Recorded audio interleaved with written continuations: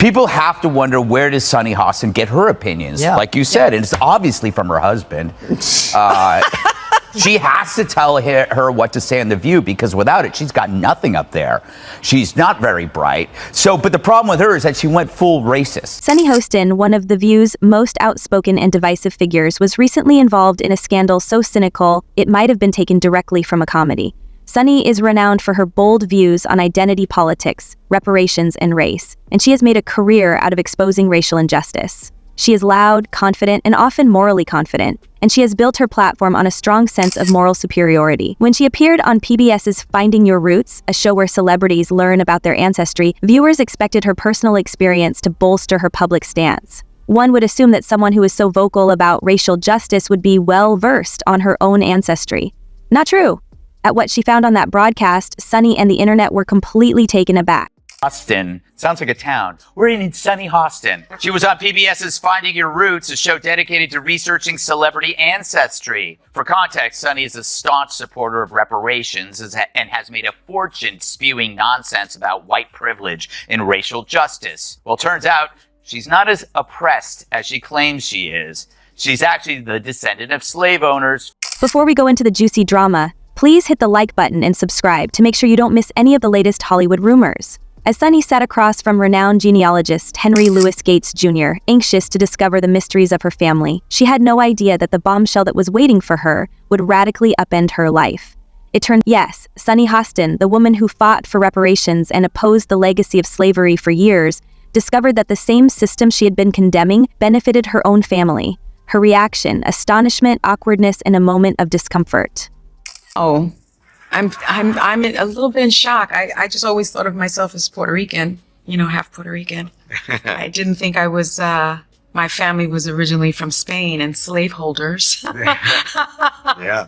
So how are you feeling, my friend? I think it's actually pretty interesting that my husband and I have shared roots. Yeah. So I do appreciate that. And I think it's great for our children to know this information. I guess it's a fact of life that this is how some people made their living, on the backs of others. She blinked, clearly struggling to process the information. As far as I could discover, my family was neither originally Spanish or slave owners. She stammered as if she had never heard the words before. For a moment, there was an unpleasant silence in the room, so dense you'd swear your TV had frozen. Sunny tried to salvage the situation by whispering something about how her kids would find this to be a fascinating truth, being the professional that she is. But let's be honest, the damage had already done. Naturally, Fox News' Greg Gutfeld got in on the fun right away. If irony had a trophy, Greg would have won it, he continued, using a clever joke to begin his segment.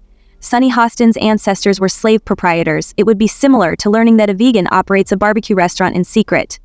The audience erupted in laughter as Greg swiftly revealed the levels of hypocrisy. People have to wonder, where does Sunny Hostin get her opinions? Yeah. Like you said, and it's obviously from her husband. She has to tell her what to say on The View, because without it, she's got nothing up there. She's not very bright. But the problem with her is that she went full racist. She injected skin color into a fairly generic behavior seen in all spouses, regardless of skin color. People marry, they listen to each other, they have something in common with them, they share their political views. She just didn't want to upset her husband by saying her husband makes her do everything, and then she'd have to accuse him of being a racist.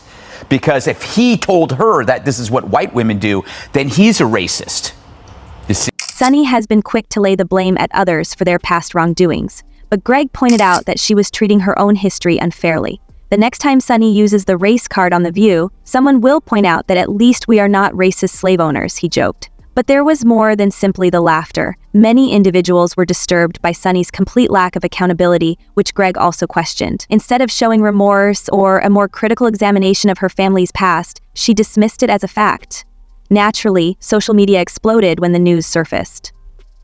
On Twitter, Instagram, and TikTok, many of the comments were humorous. According to one tweet, Sunny Hostin's discovery that her family held slaves is the greatest narrative surprise of the year. The memes began to emerge, of course, and one of the most well-liked was a spoof of Sunny with the term reparations written below it. I'll write that check to myself now. Some of her fans tried to defend her by saying that she shouldn't be held accountable for her ancestors' actions, but others weren't so sympathetic. According to one commenter, it's not about blaming her for what her ancestors did. It is hypocritical to shame others while ignoring the secrets in your own closet. Greg followed Sunny. He also took use of the occasion to attack identity politics in general, claiming that it oversimplifies complex issues. A lens of empathy. Debate highlights ableism in politics. Pat Fetterman can do for disability what Obama did for race. Say what? See, because when all else fails, use identity politics. But MSNBC's Lawrence O'Donnell went a step further. According to him, focusing too much on race causes one to lose sight of the individual, the circumstance, and the nuances, which eventually backfires, as it did with Sunny. He also emphasized the need of personal responsibility. Who your ancestors were is less important than what you do now. For years, Sunny has been delivering lectures to audiences. Maybe she should spend some time staring at herself in the mirror. The whole situation brings up some important questions about how we handle historical accountability. Is Sunny, who is always judging others based on the actions of their forefathers, entitled to the same treatment? Or is it enough to acknowledge the past without letting it define who you are? These elites are so isolated, they've forgotten that most Americans don't get paid to sit in a comfy chair pontificating about everything all day. Nope, some of us are cameramen whose names I don't know. But maybe one day, when we finally strip away this phony race war, it will finally expose this elite mentality. And we'll find out Sunny is just like Marie Antoinette, except she says, "Let me eat." Greg's panel had a terrific fun with this one. After embarrassing the descendants of slave owners, one of the co-hosts joked that Sunny would have to degrade herself. Another said that it's funny how involved she is in identity politics. In fact, she didn't know who she was. Even while the internet was furious at her expense, several pointed out that this could have been a turning point for Sunny. Instead of ignoring the revelation as a part of life, she may have used it to begin a more in-depth conversation about history, identity, and the subtleties of her own family's past. What if she had said, "I've discovered something unexpected about my family, and it's causing me to reconsider how I approach these discussions"? It was only a shrug and a little twist instead of, and Sunny's fellow View hosts were at a loss for words.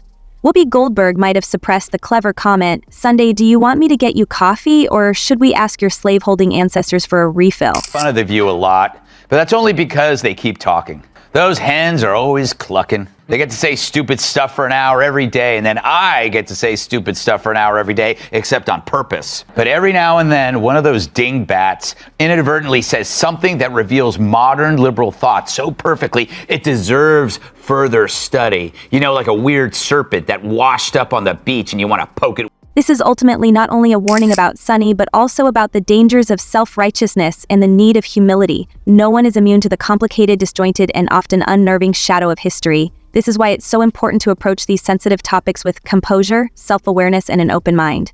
As Greg Gutfeld so brilliantly said, racism will eventually find you if you spend your life looking for it everywhere. It was right there in Sunny's family tree.